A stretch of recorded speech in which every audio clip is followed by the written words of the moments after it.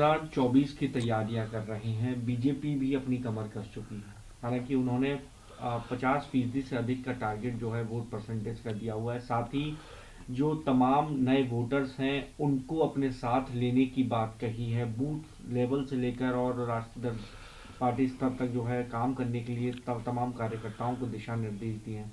आपको लगता है कि आप उनकी इन तमाम कोशिशों पर इंडिया अलायंस भारी रहेगा या भारी पड़ सकता है? आप अपने सवाल पे गौर फरमाइए जो ने आपने मुझसे पूछा।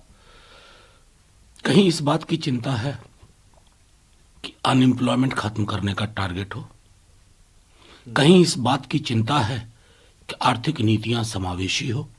कहीं इस बात की चिंता है भाजपा के मनसा वाचा कर्मणा में कि इनकम इनइक्वालिटी का जो लेवल है उसकी चिंता हो? सरकार अगर अपने वोट शेयर के लिए चिंतित रहेगी तो अनएम्प्लॉयमेंट का शेयर बढ़ता जा रहा है, महंगाई का शेयर बढ़ता जा रहा है, इनकम इनइक्वालिटी का शेयर बढ़ता जा रहा है। अपने वोट शेयर को इसके इर्द गिर्द रखिए। मतलब आज आपको ताली बजाने वाले लोग ज्यादा हैं, कहेंगे अरे साहब क्या बात 50+। लेकिन कभी सोच के देखा कि सरकार लोग क्यों चुनते हैं? ये सोचे अगर बीजेपी ना तो देश का भला होगा और देश के सरोकारों का भला होगा। साउथ की कंट्रोवर्सी जो है शांत होने ही वाली थी। इस बीच डीएमके के एक नेता हैं, उन्होंने एक बार फिर इस तरीके का बयान दिया है कि इस पर डिबेट छिड़ गई है और बीजेपी की तरफ से आक्रमण हो रहा है। नहीं यूपी बिहार का लोगों का जिक्र किया है, सफाई का लेकर जिक्र किया। आपको क्या लगता है? नहीं, मेरा मानना है कि ये डिबेट है कहाँ?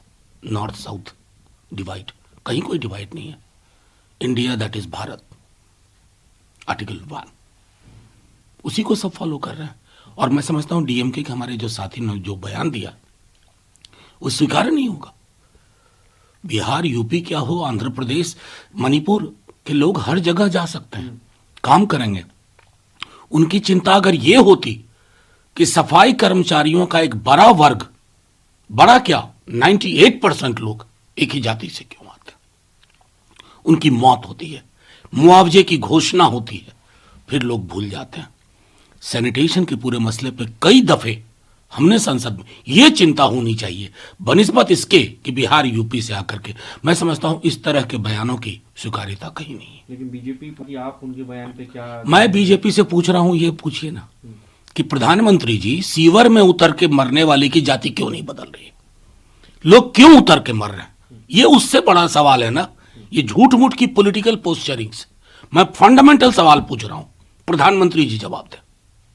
जम्मू कश्मीर में आज सुबह एक घटना सामने आई, यहाँ पर एक रिटायर्ड एसएसपी को नमाज पढ़ने के दौरान जो जानकारी मिली है, तमाम आतंकवादियों ने उन पर गोली से मार दिया। हालांकि अब जांच अभियान जारी है। आप कैसे इस घटना? देखिए, मैं समझता हूँ 72 घंटे में ये दूसरी बड़ी वारदात हुई। 72 घंटे पूर्व हमने अपने जवान खोए, फिर ये दुर्घटना होती है। उन परिवारों पे क्या बीतती होगी जो दिल्ली दरबार में बैठ करके पार्लियामेंट के अंदर एक आसान से सवाल पे सीना ठोक के बोलते हैं नॉर्मल नॉर्मल नॉर्मल, टूरिस्ट की संख्या आप हमें बताते हैं। ये नॉर्मैलिटी है? मैं तो गृह मंत्री जी से पूछना चाहता हूं, इसे नॉर्मैलिटी कहेंगे?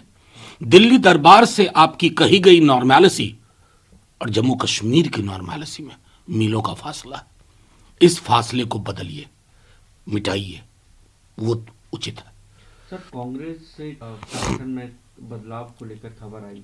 सचिन पायलट को छत्तीसगढ़ की जिम्मेदारी दी गई। हालांकि प्रियंका गांधी को अभी तक कोई जिम्मेदारी नहीं मिली है, लेकिन उस पर भी बीजेपी कह रही है कि ये उनकी पदोन्नति के लिए एक बड़ा बात है। और इसी पता चलता है कि गांधी परिवार की कांग्रेस के प्रति कोई जवाबदेही नहीं है।